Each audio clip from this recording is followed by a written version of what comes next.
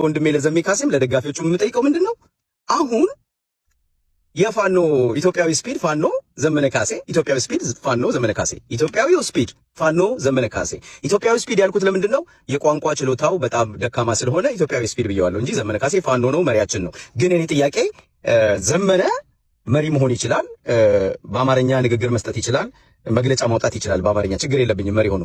እኔ ዘመነ በኢንተርናሽናል ደረጃ የአማራን ህዝብ ትግል ለዓለም መንግስት ማስረዳት ማሳወቅ ይችላል ብዬ አላምንም። ስጋት አለኝ። የአማራ ትግል በቃ በመግለጫ ሊቀር ነው፣ በአማርኛ መግለጫ ብቻ ሊቀር ነው።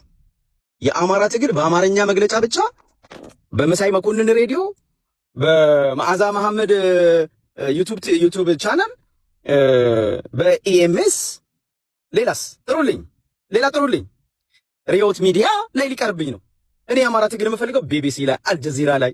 እኔ የአማራን ትግል የምፈልገው ስቴት ዲፓርትመንት። እኔ የአማራን ትግል የምፈልገው አውሮፓ ህብረት። ዘሜ እንዴት አውሮፓ ህብረት ሊያስገባን ይችላል? ዘሜ እንዴት አድርጎ በየትኛው ቋንቋ ነው? ወይስ እንደ አባቶቻችን በደመና እያወራን በደመና ተጭነን እንግሊዝኛ ልለምድ ነው? እኔ አሳስቦኛል ወዳጆቼ፣ እኔ በጣም አሳስቦኛል። የምሬን ነው፣ እየቀለድኩ አይደለም። ሳሚ ሌሎቻችሁ ታፕ አድርጉ፣ በደም ሼር አድርጉ፣ ለብዙ ሰዎች አድርሱ።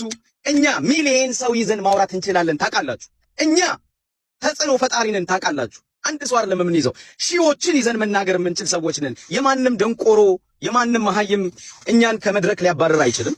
ለማንኛውም ብዙ መሀይሞችን አፈምሰናል። እኔ አማራ ዛሬ የሚባል መሀይምን አፈምስ ያለው ፌመስ አድርጌዋለሁ። አብርሃም የሚባል ደንቆሮም ፌመስ አድርገነዋል። ሁሉንም ፌመስ ያደረግናቸው እኛ ነን። ሁሉ በእጃችን፣ ሁሉ በደጃችን። እኛ የሸገር ልጆች፣ የሸገር አማሮች፣ ስልጡኖቹ እኛ አማራ ልጆች እንደዚህ ነን። እና እያልኳችሁ ያለሁት ምንድነው? እኔ አሁን ዘመነ ካሴ እንዴት አድርጎ ነው የአማራን ትግል ለኢንተርናሽናል ኮሚኒቲው የአማራን ትግል